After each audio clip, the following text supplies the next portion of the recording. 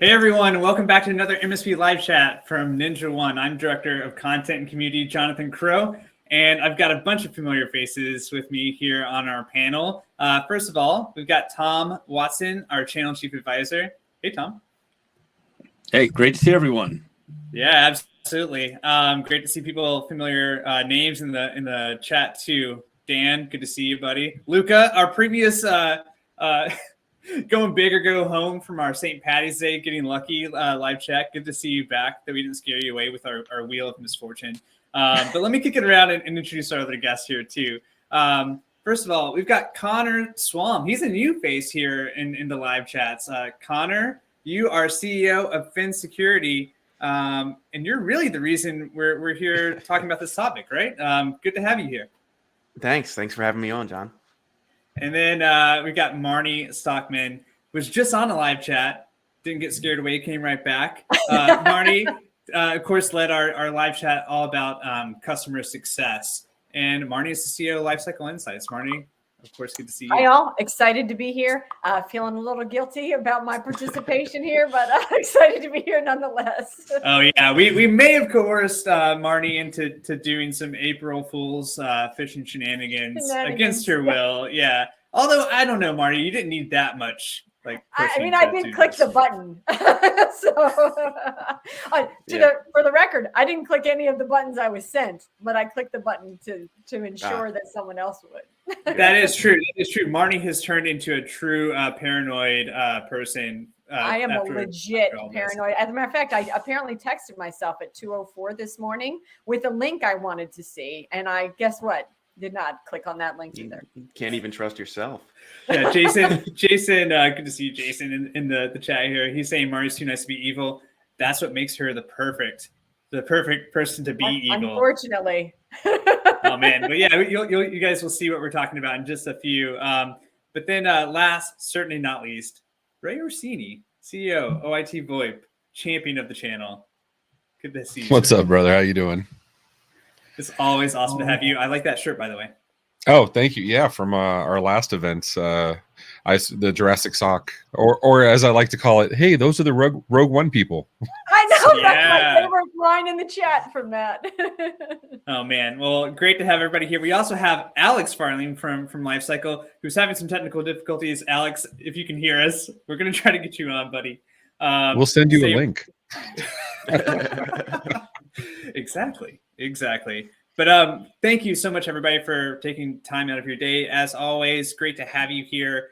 For anyone who's new to the live chats, as you can see already, it's a pretty informal session. Jump in the chat. This is your time to connect with each other, just like you're connecting with us. If you have any questions, feel free to use the Ask a Question thing down at the bottom. We also dropped a couple of polls down there, so feel free to check those out. We'll also be doing some more polls as we get to a game of Spot the Fish that we're going to be doing a little bit later in the hour. So you can see where that is. And with that, I mean, let's go ahead and go to our loose agenda doc. This is kind of like our show notes, as always, for the chats here. I'm going to grab this link and drop it here in the chat so everyone can cheat, get ahead, and dive into this. And this doc, in addition to kind of giving you a sense of what we're going to be talking about, also has a bunch of links to resources, because that's what this is all about, right? We want to give people a chance to connect. We're going to have some fun.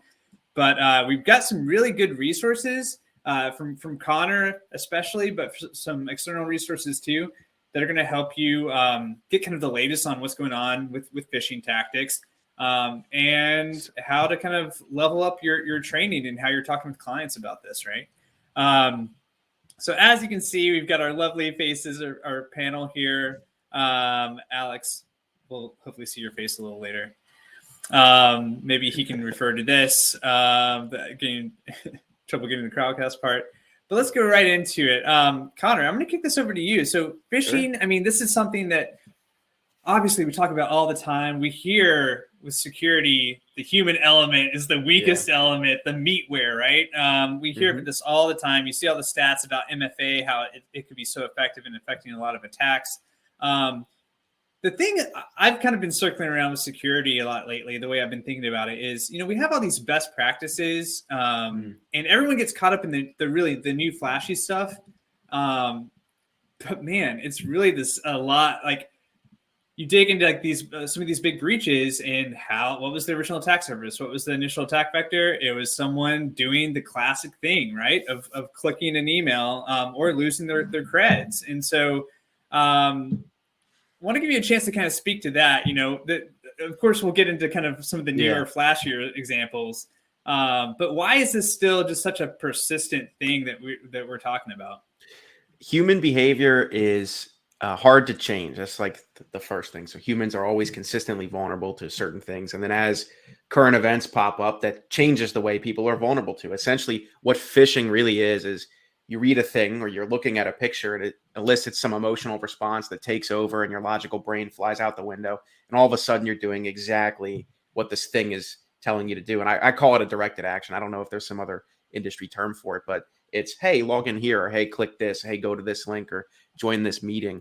And that emotional response and doing it quick enough is really, responsible for people going to weird places on the internet, not realizing they're there because it's a carbon copy of a real Microsoft login page. Or it's, you shared me that with that link earlier, the browser in the browser. I hadn't heard of that really until you shared it to me. It's like, wow, would anyone really catch that? Because it looks the exact same as normal stuff. Oh man, well, okay. Well, since you brought it up, let's go into it. Let's get into that one. Hey, Jonathan, I'm gonna hop off until you can let Alex in. He's available now, so I'm gonna hop off. Okay. Well, Marnie, thank you for being here. We'll bring you back on if we get the chance. Yep, I'll be back.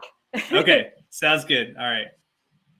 Adios, Marnie, and then Alex, I will grab you in just a second. So Connor, the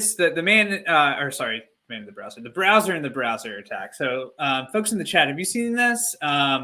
This is something Dan Gooden, obviously a well-known cybersecurity reporter, Ars Technica. I can't remember where he is now. But he wrote about this. Oh, he's still there. Anyway, he wrote about this technique. Gives you kind of like a little preview of it, where basically he says it's been spotted in the real world. Basically, people are using some HTML and CSS to create that fake, pop-up. You can even move this thing around. Yep. And this was something that made kind of the rounds after a researcher did a write-up of it. And a lot of people were coming on, wow, yeah, that's pretty tricky. That would get past a lot of defenses there. It'd get past my sniff test for sure. If the URL looks safe, it's the only place to really catch that is like the moment you land on the fake website, the actual URL of the original website you looked at was fake. But if you were to miss that, it's like that login page right there that's being dragged around your screen. It's the exact same, OAuth page for Google, for Microsoft. I think there was a Google example in the actual link you sent me. I verified the link was safe before I clicked it. Don't worry, John. Yeah, here we have like the original kind of write-up of it. And so we'll drop these links in the chat so you guys can check it out. I mean, obviously good things for when you're selling security awareness training and the value of it there. But what are some defenses? I mean, while we're talking about that example, I mean, you mentioned there is a brief chance for you to catch that. But I mean, what are you hoping that's in your defenses? And maybe this is a way to kind of veer into when you're thinking about defending against social phishing attacks. Obviously, you have the training aspect and you have the tooling in your stacks. And maybe this is where Tom and Ray, you guys can jump in too.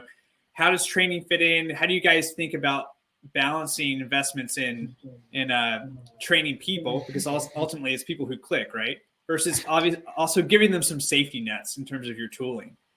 Yeah. I mean, that's the trick, right? Like it's you can have all the tools you want, but people at the end of the day, they're the weakest link because they have the most power. So, training them on how to identify things and, and also coming at it with that empathy, right? Because look, there are links all the time that I sit there and I'm looking like, is that really my Bank of America or is that really my E-Trade account? Because they're getting so good. And if us that are trained and have been looking at this for years, through a skeptical eye are having difficulty figuring it out, how is anybody, the layperson, they're not going to do it without some help. And that's why that training is just so important. Yeah. Ray, you were so evil. I just noticed, sorry to interrupt. I just noticed what you put in the link there. You're so evil. And it's been used 3 times, by the way. I just saw that. Jonathan, something I'd like to point out here is that I pointed this out in another webinar we did, I think last year. I got successfully phished by one of these Microsoft login ones where I had woken up first thing in the morning and was not quite with it. And it had the login screen that looked like, there was a problem with my password. And I fell for it. And then I immediately figured it out and fixed it. So, but that stuff can happen. But I think one of the things we don't talk about enough is training's important, but making sure we let these end users know that it's okay. It's okay to admit these things happen to you. You've got to create kind of an environment where it's okay to be open that these things do happen. People do get caught, but there's things you can learn about it. Because what we don't want to have happen is those end users to hide that this happened. We want them to be transparent with it. Yeah, you're absolutely right. And actually on that point, that comes back to like this culture of awareness you need to create where people aren't viewed as, humans are the reason a lot of vulnerability ends up occurring, but people aren't viewed as the weakest link. We're not only the greatest asset, we're the greatest vulnerability, but how do we shift the mindset that it's okay to make mistakes because we're all human? Because, you guys with MSP experiences, the worst thing would be if somebody signs away their credentials, knows that it happened, and they're like, well, we're just going to push that under the rug. And hopefully that never comes back. Well, it always will. So you could have potentially months of issues being created that you're unaware of if somebody just feels too embarrassed to bring it forward. This is tricky, though. Because you see with all this, anytime there's a big breach and it is traced back to, someone clicked something dumb, like everyone still ends up piling on, right? Like everyone piles on about like, oh yeah, it was like the fake invoice, like what an idiot. Like if you go on Twitter, like everyone always says this stuff. And so like, I guess any suggestions for actually creating that culture? How do you actually get people to believe that they're not going to get in trouble? Yes, and this is actually something I'm chatting about with Wes in 2 weeks. But there's this notion of like punitive training.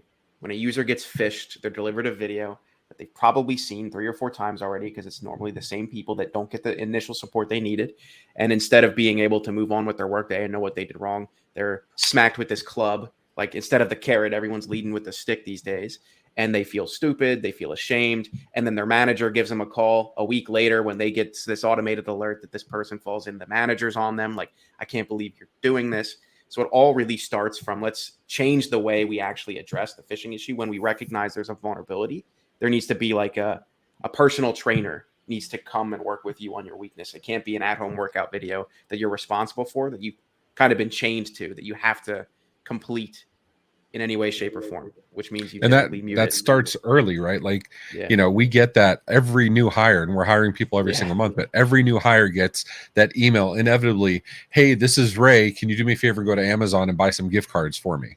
Yeah. Every single new hire, every single time. So we make it part of the onboarding so they know what to expect. And then we drill it into them. We use Phin to, do the training and all that fun stuff, the learning moments. But, we tell them right up front, hey, this is what to expect. So we're setting the expectation. We're going to be cognizant of this stuff. We're going to be paying attention because, it's dangerous out there. And setting that expectation up front really goes a long way in preparing your employees. Wes has been buying you gift cards for years. But where can I get those gift cards? Hey, Alex. Good. Glad apparently tech support broke my background today. I don't know what's going on. But to Dan's point, this is about human behavior, right? Deep down, we all want to like and trust people who are in our circle. And so if it looks like it comes from your boss, the same way as it looks like it comes from your buddies, which is kind of how we fished everybody in this conversation, we want to believe that they're good and noble and that they would never send us anything malicious.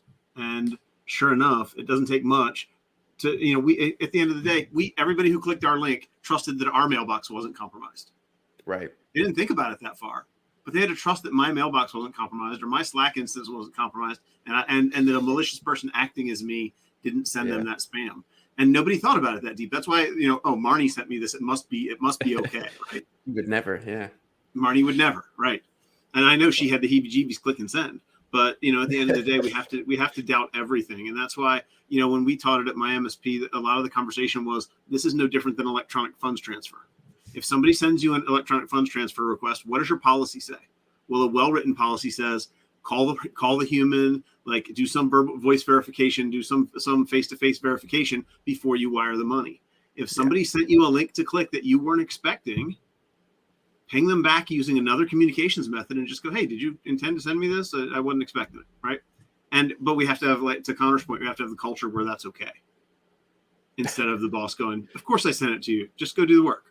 Well, I mean, you bring up our challenge and how we tricked our friends here, and I think we should walk through what we did and explain what we're talking about. But before we do that, just one last point about training, because this always kind of comes up around it, right? Is that factor of, okay, you're talking about building up this culture. You're wanting people to feel okay for making mistakes and feeling vulnerable and building up some trust there. At the same time, we've all seen these headlines where it backfires, and then, like, how can you, as the IT person, the MSP, you're being associated with tricking people, basically. Like, I'm worried, like, Wes is never going to open up any click a link to me. I burned that bridge. And so, like, he has you on block now. Everything just goes right to trash. Yeah. So how do you go around that? I mean, Connor, maybe it goes back to some of the things you were saying before. Yeah. It goes back to kind of a point Ray brought up, is this, like, being intentional about getting ahead of all of these problems. So there's two things I would recommend. First, communication. You, as the MSP, should communicate to the end users. It's like, this is what is going to happen. Here's the security awareness we're doing. Here's why we're doing it. We're going to regularly phish test you. Don't tell them it's going to be the third Tuesday of every month, because then they just won't answer emails that day of the month moving forward. You have to let them know this is a supportive process. We'll be here to support you. Don't be worried if you fail. Just keep working through it. And then secondarily, I have seen stories, and I've talked with MSPs that have done this, where they use the promise of free bonuses. Or, hey, look, everyone's compensation information has been leaked. Take a look at this Excel file. Please do not do that. Do not actually go so far as to play with the emotions of the people that work for you, because the second they click that, thinking that they're going to get, extra Christmas gifts for their kids, or maybe that new car they wish they had, it's like, then they don't have that, and then they get hit with a stick and punished. They're going to hate you forever. And they're never going to be turned on to this idea of having a good security culture. So don't use what I would consider, like, horrible ways of trying to motivate people, because it just doesn't motivate them. Well, that goes back to that, right? Like, is it spanking them, or is it, showing them that this is part of their career development, that you're investing in their skill sets, and being able to identify these things and handle them properly is part of a usable skill set they'll need in their career. And that goes back to why we start off doing this up front. So it's we're not waiting to, tell you you're in trouble because you messed up. It's preparing you in advance. Hey, we're having this conversation, so what to, how to handle these things, because we want you to be successful. We don't want you to click on a link and get in an iffy situation. Well, I'm still wearing my name tag from the Right of Boom conference that we went to. But the premise from that entire conference was, you're going to get beat, and it's how you respond and how you deal with it after the fact that matters. And if, as employers and as MSPs, we lead with that thought process, it's, you're going to make a mistake. Let's make it in training so that we can learn from it, and that's okay.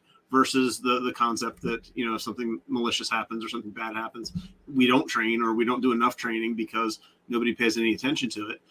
Let's get beat in training and learn what we could do better or different. Yeah.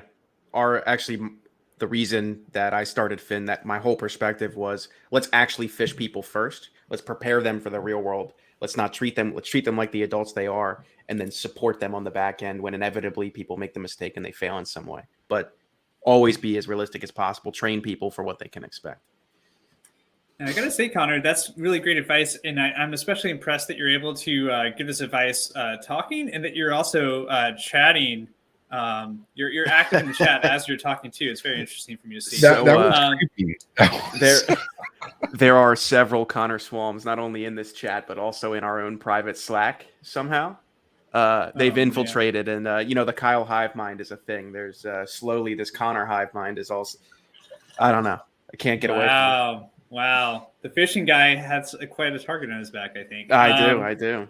All right, guys. So let's walk through our April Fool's phishing challenge, right? So first of all, for the audience, we've got one for you guys. We're going to be picking 4 of you to play a Spot the Fish game, and you're going to have a chance to win prizes for that. So people here active in the chat, you've got some good odds here of being selected to do that. And so we're going to do that right after this. But before that, we also challenged each other. And I want to show you kind of what we did. So basically, Connor gave us some tips on how to think like a fisher and how to maybe do this exercise. I think we mostly kind of ignored them and cheated is probably fair to say, maybe. I just want to say, if somebody's trying to fish you, they're not going to play by the rules. Yeah, Right? this isn't a game. I like Alex's perspective. This isn't a game.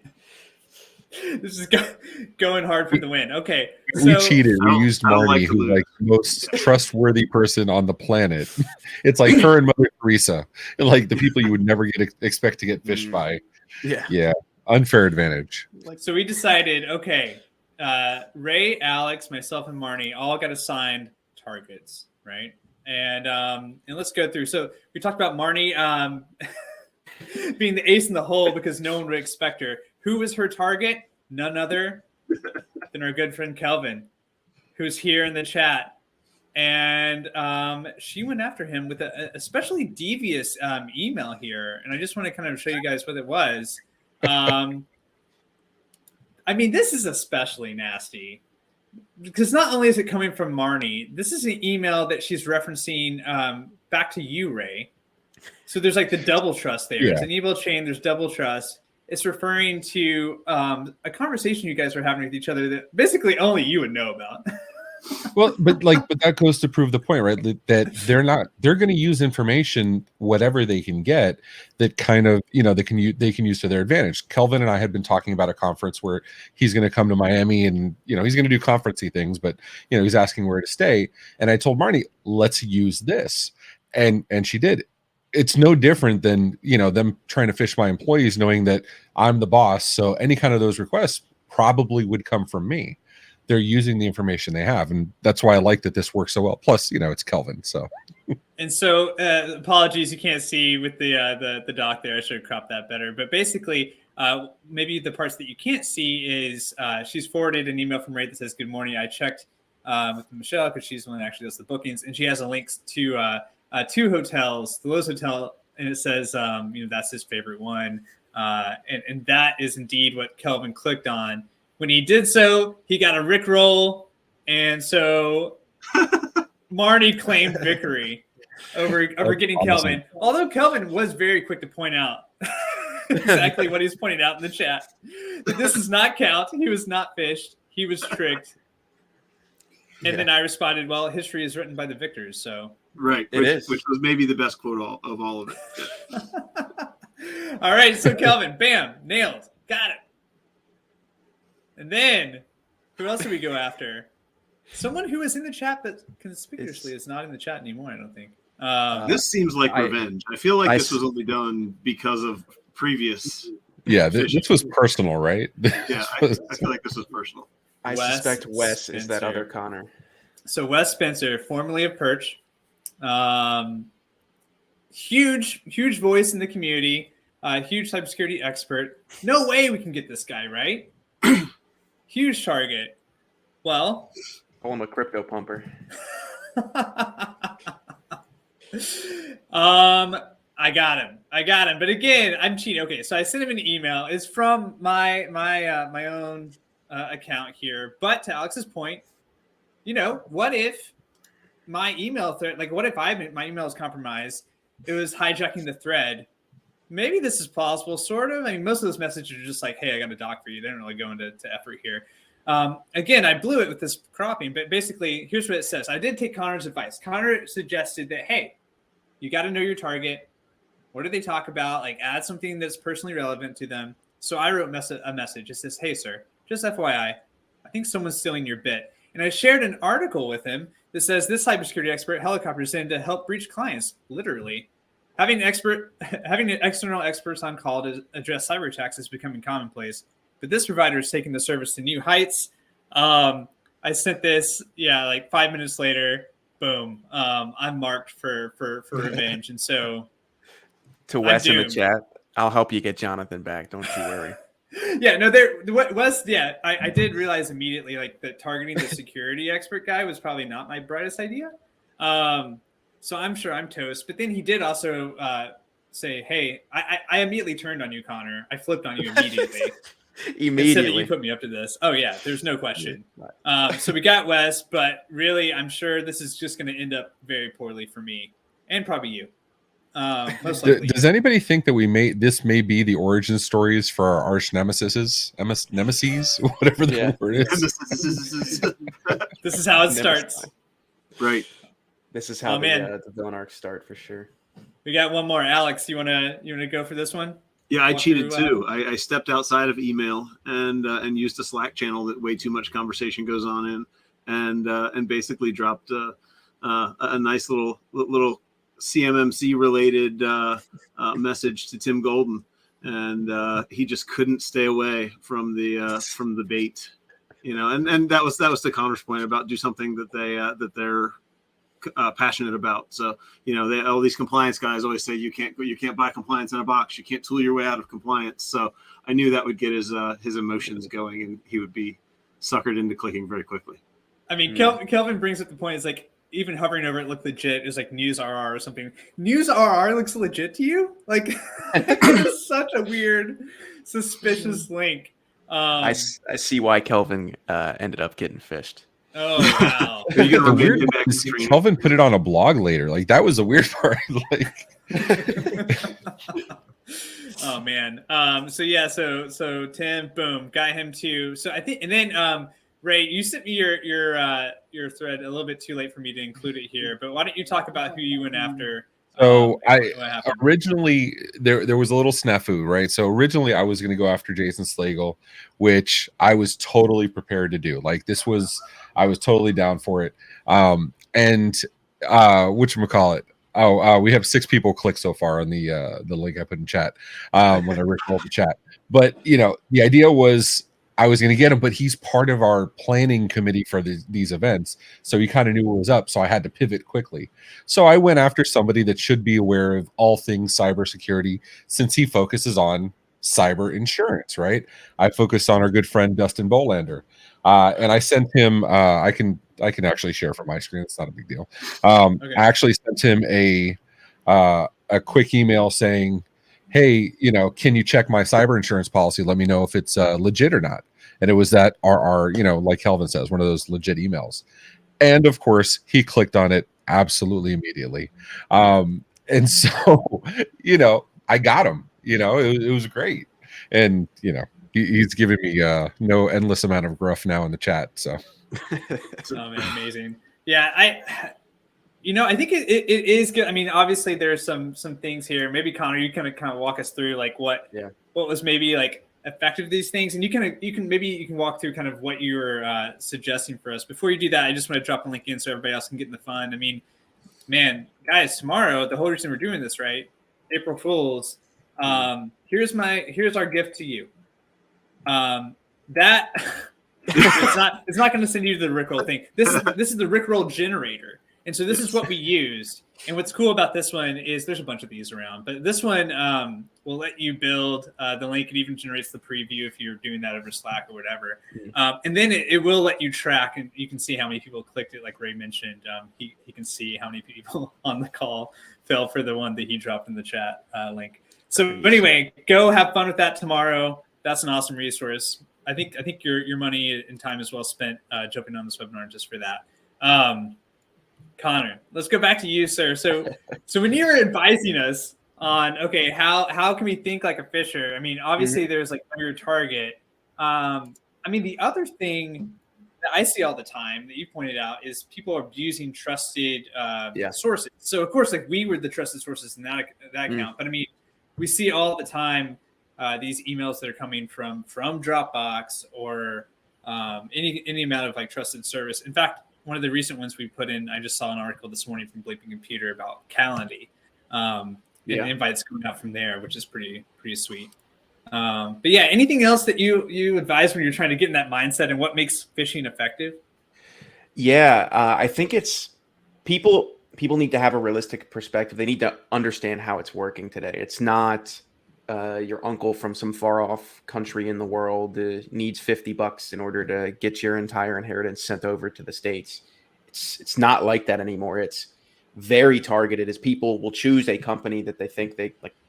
Organizations will choose a company they think they can get into. They'll find people, they'll create an organizational chart through patterns on LinkedIn, and then they'll just Google or pay for information, spend $2 to skip trace all the information of the people that they think they want to target, and then send very specific emails, kind of like you guys did, from people that they might be likely to trust. Again, the goal for these hackers, it's not that they create an email that's so believable it gets way past the spam filter. They'll just send 10,000x more emails, and 0.1% of them will get through. Okay, that's 100 emails that are getting through them. Their goal is that when you read it the first time, you throw your logical brain out the window and this emotion takes over. It's like, okay, so you need somebody that's believable. You need a topic that's not going to raise any eyebrows. And then all you got to do, like Ray did, is perfect. Click, it just says click here. Hey, look at my policy. Boom. And then what if instead of leading to that Rickroll, it led to like a Dropbox login or a Microsoft login? How many people would trust it? Probably a lot. More than one is probably the answer there. Yeah, that's a great point. I mean, especially with the encrypted emails, it's not uncommon to say, okay, I'm sending you a policy. Go click on this email, validate who you are before getting to it. Damn, we should have done that. Kelvin, ignore all of this. I got some emails I got to send you. I just want to bring up the Calendly example. Again, I dropped the link in the chat. It's a real link. We're really undermining our ability to share links with people with this whole thing. At any rate, this is this. Yeah, the good and the bad. This came out this morning, and so basically, people are taking advantage of the fact that anyone can send invites from ads, blah blah blah. Anybody can send invites from Calendly, and so here's an example, kind of what it looks like. Why are the facts like why are faxes always like the thing? But anyway, they're saying, hey, you received these documents here, you can preview it. And when you do that, it's doing the classic, like, oh, there's the fake blurred out doc in the background. And to get it, you have to put in your credentials. And so, exactly kind of what you're saying. I think that people, especially being in a hurry, or if you're getting this type of thing all the time, I think about this a lot with like the fake invoice stuff. For the people who are in accounts payable, I mean, or like job, like HR and like job applications and stuff. If you're just getting so many of these documents all the time, like you're just going to get into the pattern of just clicking everything, right? Well, but I think some of that comes down to process and having a process set up for how you properly accept those things so that you don't fall into this kind of thing, right? There should be business process that puts you in the best place first, then training that sets you up to protect yourself where business process fails. Yep. Great point. Well, let's dive into the challenge for the folks here in the audience. I'm just going to refresh my doc here. And Dom, thank you for adding this. Okay, so I'm going to bring up the doc and let's see who everyone's playing for. Okay, so we're going to do a Spot the Fish challenge. Connor put together 4 different emails, and it's going to be up to these 4 people. And here in the panel, like basically we're assigning 4 people with each individuals on the panel. Instead of Marnie, it's going to be I'll take over for that person. So I will tell you, John, not all of these are fake. Some of these are real emails. But if you get it wrong, you still need to know. And I played this with my fiance. She got almost all of them wrong. So really, very tough. Are you guys still engaged? Yes, we are. Yeah. Just wondered. So I'll check in with her later. Yeah. All right, so I'm going to grab this thing, drop this in the chat. All right. So actually, it's not Marty, it's me, Chris. Chris, if you're still here with us in the chat, say hey, let me know. And you got to let me know. You got to help me out here. And we're also going to drop the polls. Dom, if you want to make these live. Oh, you did. Great. You're the man. Okay, so audience, here's what we're going to do. So we're going to go through our Spot the Fish game here. And this is something that Connor put together. Connor, really generous with his time. He's also making this available for all of you guys. He'll be able to share the PDF afterwards. and you can use this to send out with your own training. Okay, Connor, you want to walk through like the instructions here? Sure. So it's pretty simple. There's going to be a picture of an email, and I would hover over the link so you'll see where the links end up getting redirected. So it's not like we can hide information from you. We're going to display it, take a really good look at it, who's sending it, who they sending it to, everything you should do on a regular basis. And what Alex brought up earlier, do you know this person? If you think it's a phish, click the phish. If you think it's real, click the check mark, and you'll know very quickly, depending upon where those end up sending you, if you got it right or wrong. Okay. All Are right. you clicking these on your work computer? That might be a problem. There's no malware involved in this. I promise. Unless Jonathan did something spooky with it after I gave it to him. Well, yeah, I don't know. Wes has ways of doing stuff. I don't know. We'll see. I'm a little nervous. Okay, so I am playing for Chris Humphreys. Chris, if you're with us on the chat, let's look at this email. Can you guys see this okay? Do I need to expand it a little bit? Make It's it a little bit bigger? small. There you go. Okay, there we go. Yeah. All right. Here we got an email. We're gonna pretend that we're Luke. This is Might have to download this in order to click on it, by the way. Oh, okay. Well, in that case, let me see. I don't think so, actually. Okay, never mind. You should be good. Try it out. Okay. So what do we got here? We got a budget doc. Hey there. Here's the doc we asked for. It's coming from the suspicious character Connor. It's coming to Connor. Yeah, these were all sent to me. Oh, wait, sorry. To Connor from Luke Johnson. I got it. Okay. Okay, and we see the link here is to Google Drive. It is a Google Doc. Let's see. I'm gonna look at the polls here. So everybody, you can go down, check out the polls. You guys, the audience here, you can help us out. Everybody says it's a phish. Everybody. I'm just curious. Okay, people who are voting in the chat, like why fake? They're just using Google Docs. First of all, no one actually uses Google Docs. I use Google Docs. I use Google Docs. Of course you do. I'm going against the trend. Oh man, Somebody's coming with me. All right, somebody's coming with me. I'm not going down alone. I mean, the thing that gets me is why is someone external from the company sending the budget? It just seems like one of those things people are gonna like. Yeah, like why would they be doing that? I'm gonna go for the phish. Boom! Oh, look at you! Good job. Nice. And I couldn't make that video audio play, but the guy just says you're awesome. Nice. Okay. All right. Somebody pointed out actually, Andy, the biggest red flag was the double hash in the URL at the bottom left-hand side of the screen. We couldn't even see that. It was below his. Oh man, my fault. Okay, when he first brought it up, there's no S in the URL. Google only uses SSL secure or TLS secured links, right? And the FQDN, it would have been drive.google.com. That was behind all the human faces. He's saying the humans got in the way of actual security again. Yeah, human failure. What he's saying is he would have clicked on it. That's what Well, I was clicking on it. Alex brought up a point. You mentioned something, John. It's like, okay, well, this is coming from someone outside the company, like a personal email. So of course this isn't real. It's like what I'll ask Alex and Ray and anyone MSP in the chat. Do you believe that all of your clients don't use any amount of their personal emails to conduct business on a regular basis? So that's a policy thing. We actually have a communications policy in the company that we go through at onboarding, where we will only allow. So we only allow certain communications from within teams, within the public channels to avoid DM spam. We only allow, and we don't allow to use non-company emails for communications, which eliminates a ton of the issues that happen. But and that not every company can be that strict, right? Not every MSP can go to their client and say, you can only email me from work. But I can tell you internally as an organization, it helps a lot. Yep. And so just because, thank you audience and everybody, you helped me out there. Chris, I'm not sure if you're still here, Chris, but you know what? You just won a gift card, my friend. So you won a $25 gift card because we were able to successfully do that. Find the phish.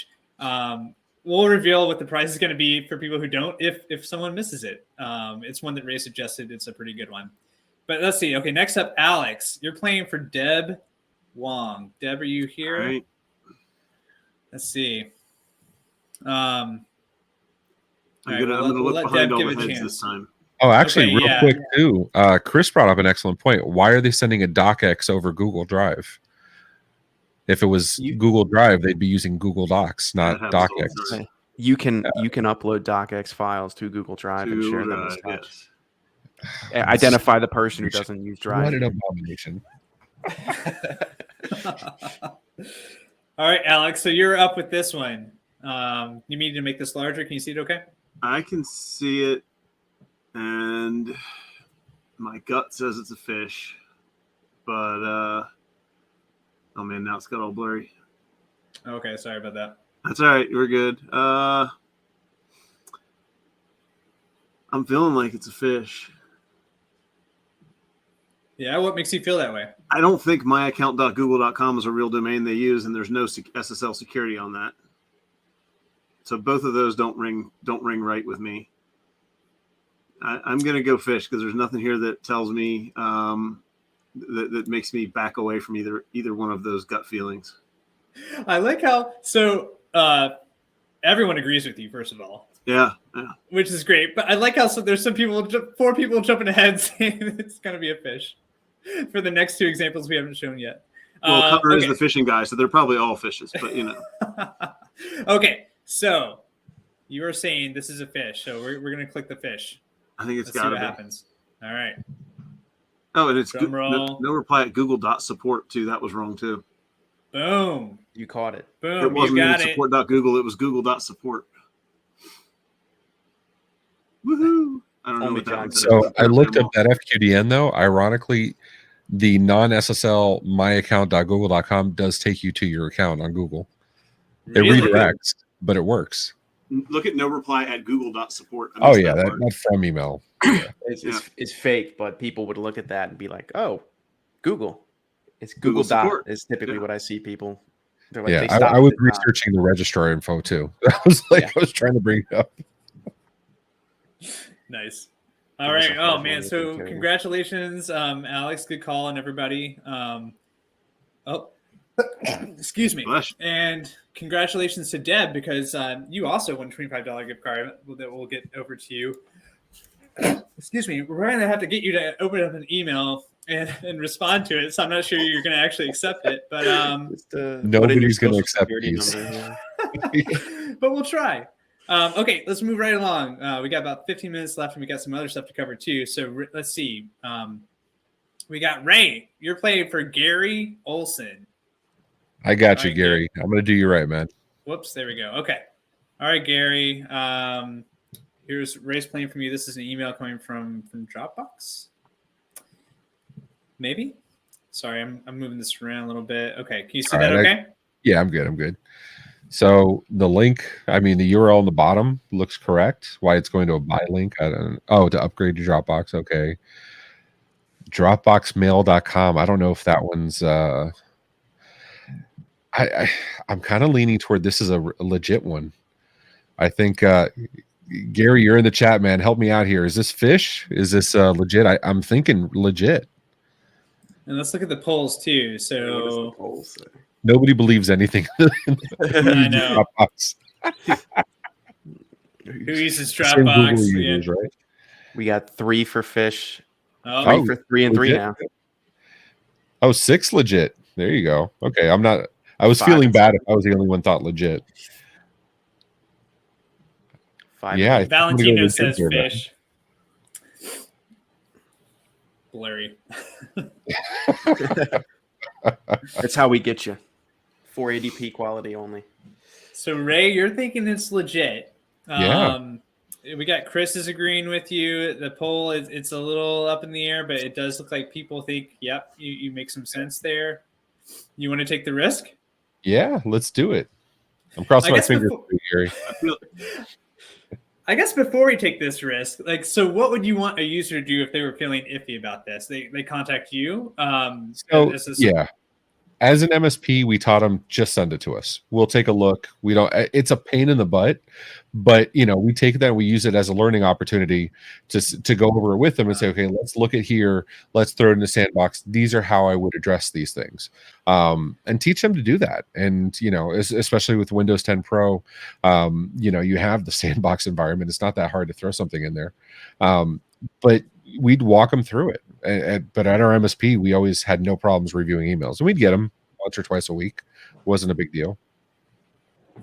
Joel brings up a good point, and Tom, you echoed it too. Just go check the browser. See, it's a great idea. Dropboxmail.com is registered to Dropbox. There you go. Okay, so we're gonna go. This is legit. I still don't trust it, but Connor will tell me why later. Yes, it was real. Yes, you did it. So you go back to I kind of want to do this wrong just to see where we get directed, actually. Right. All right. Well, there's still one more chance. So that means, Gary, Ray just won you a $25 gift card too. So congrats and good job, Ray. So Tom, go ahead, Connor. The thing I wanted to point out, if you go back to the email, dropboxmail.com, I think this is something I told you that looks really fishy.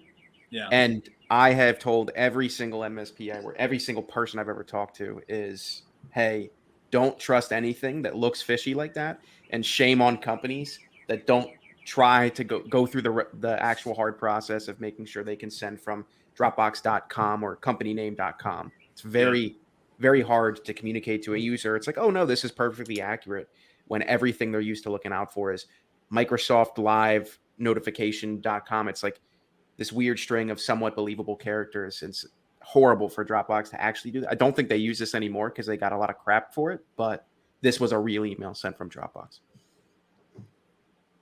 Glad you brought that up.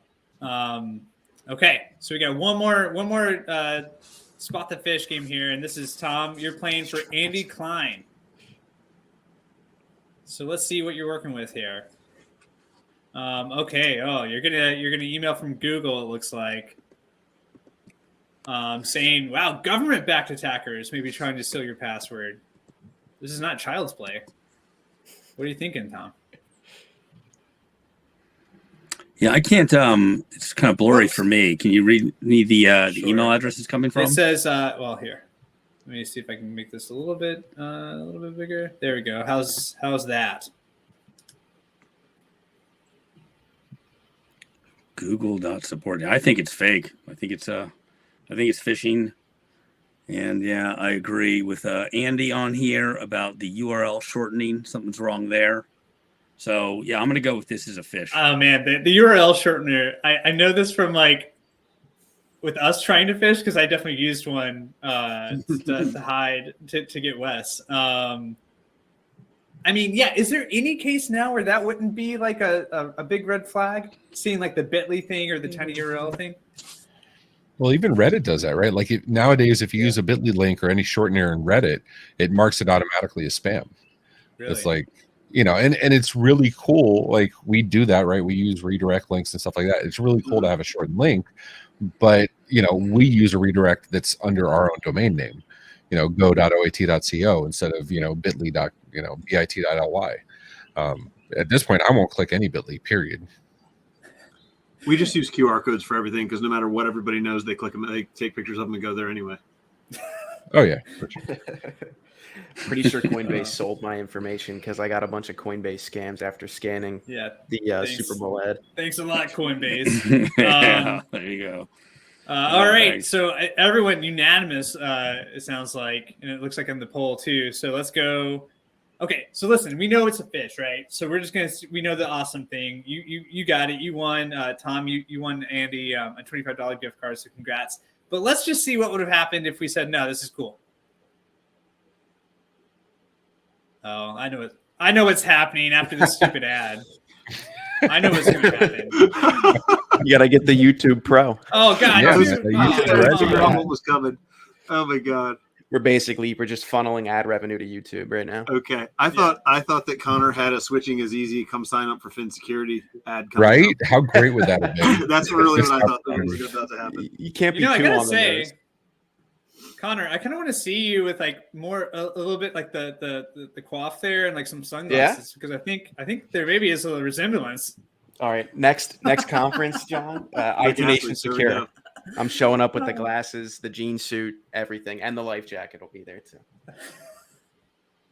I mean, I think that's amazing.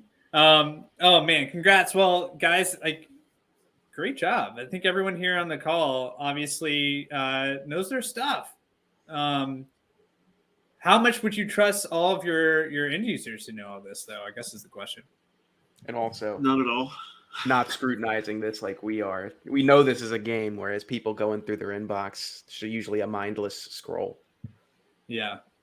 I mean, I will say, like, stuff gets through our stuff all the time in terms of like, it's the classic, like, someone's account has been used to send like the fake invoice thing or whatever. I see these all the time. And I think about like how, again, like going back, if this is part of an end user's workflow of seeing this stuff regularly, like, I mean, that it seems like a really, it'd be very easy to fool them for sure.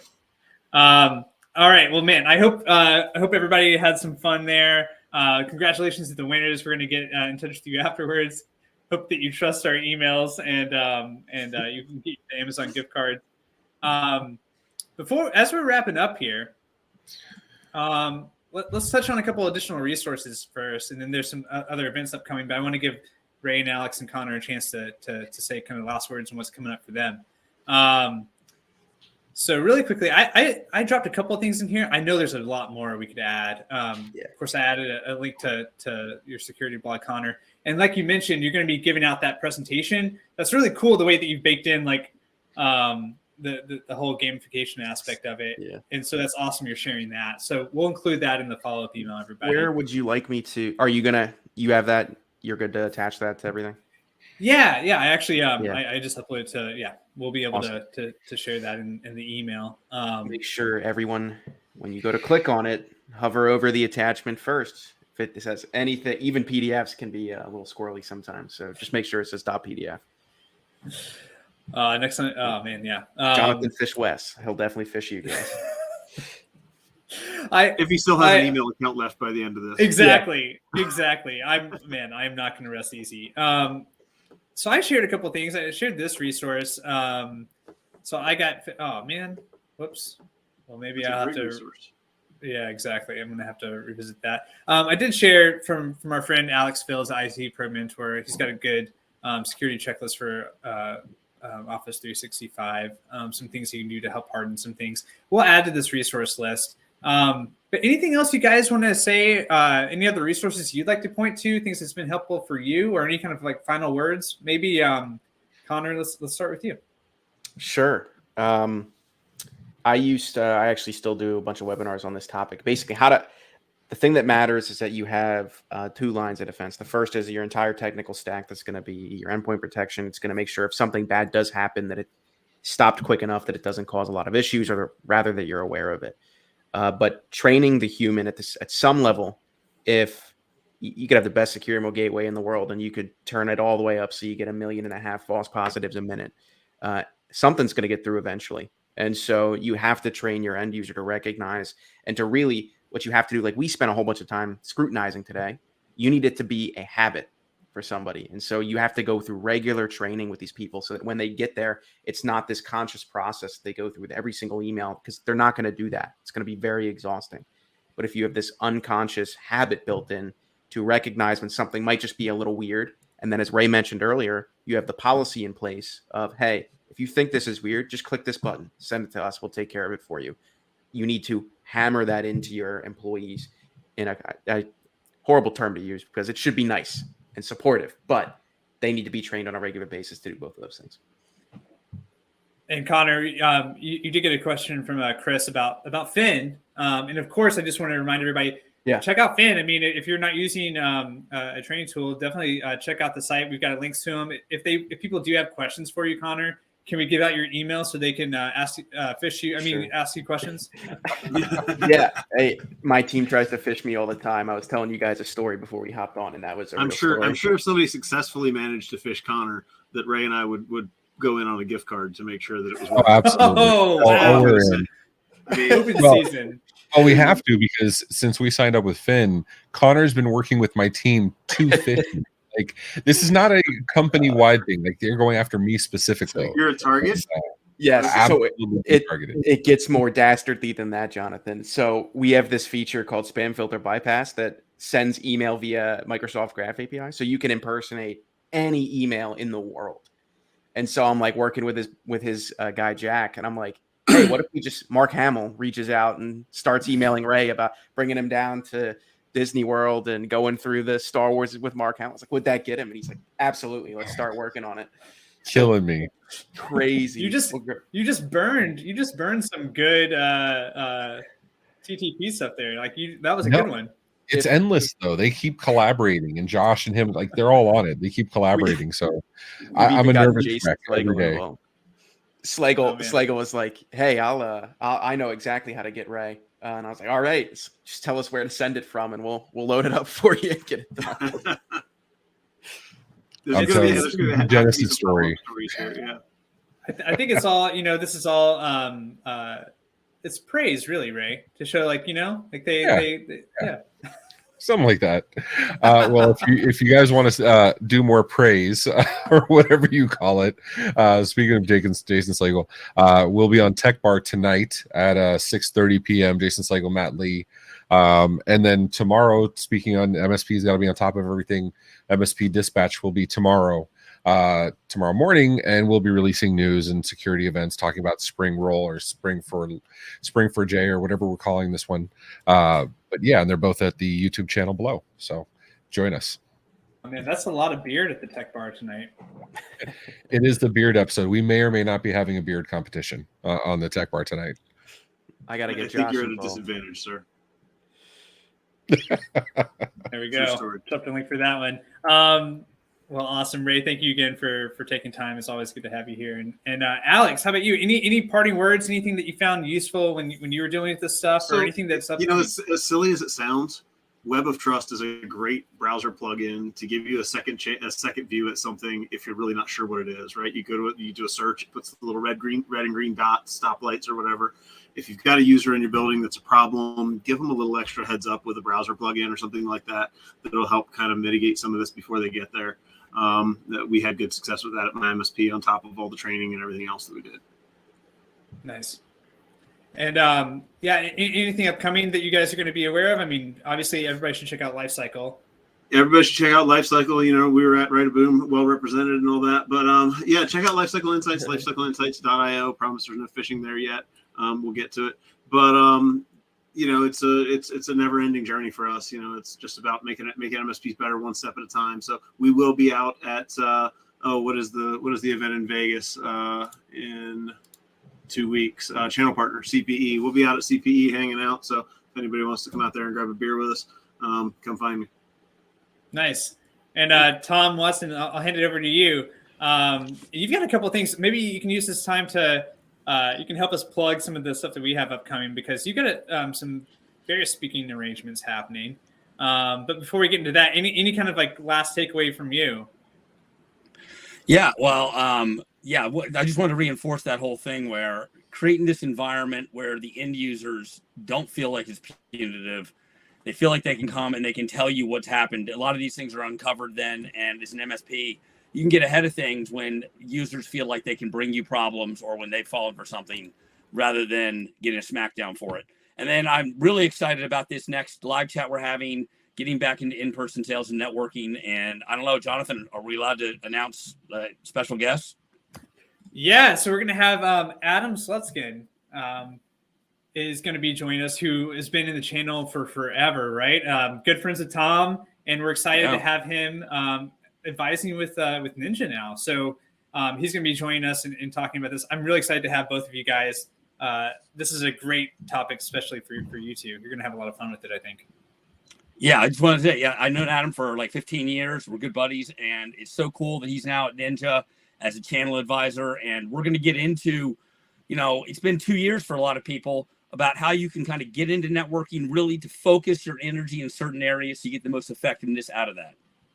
Absolutely. And I'll skip over this one for a second, come right back to it because I'm super excited about it. But you're also, Tom, I believe, are you going to be speaking at this one as well? The we have our good friend Jennifer Bleem has put together the Ultimate IT Growth Conference. And this is happening on May 10th and 11th in Orlando.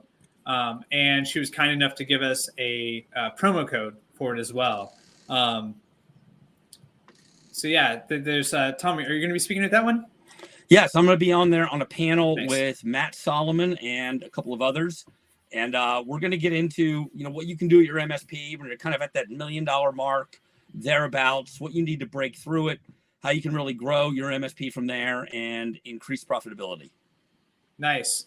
So yeah, I mean, if you're doing the in-person thing, getting back out there, that's a great event to check out. If you're not doing the in-person thing, or that one particular event isn't going to work for you, we've got another virtual thing going on. We have our 3rd annual now. It's kind of crazy to think that we've done this 3 times, but we're doing another security summit. Security is always top of mind for us. And so this is a chance that we're taking as a day-long event. We're going to be having familiar faces, including some of the folks who are active in the chat and some of our targets. Wes has a chance to take some revenge, I believe. We're going to be revealing more about the speakers and session topics very soon. But we went ahead and put up this landing page that you guys can check out and pre-register for it. And that also is going to be May 10th. I'm really excited about this one, guys. And as you can tell from this, we're going to have a little fun with our theme. It's going to be loosely D&D involved. Jason Slagle on the call is going to be helping us with a really cool workshop that we're going to be doing about 0-day patching scenarios. We're going to have a lot of fun with this one. So go ahead. Feel free to register now. Obviously, with you being registered for live chats, you're going to be getting more emails about this event upcoming. So we'll be sure to let you know when there's more info available. And with that, I think it's a wrap, guys. Awesome. Connor, thank you so much again. This is great. I'm really glad that you and Ray and Alex and Marty suggested this one. It was a really fun topic. Had a blast per usual. And hopefully we do it again soon. I did too. It was a lot of fun. Thank you, guys. I got my double-sided or 20-sided dice ready. So. Oh man, yes, yes, absolutely. Get those crit rolls ready. Natural 1 for sure. Everybody, thank you on the call for hanging with us. We'll see you in a couple of weeks. Bye. Take care, everybody.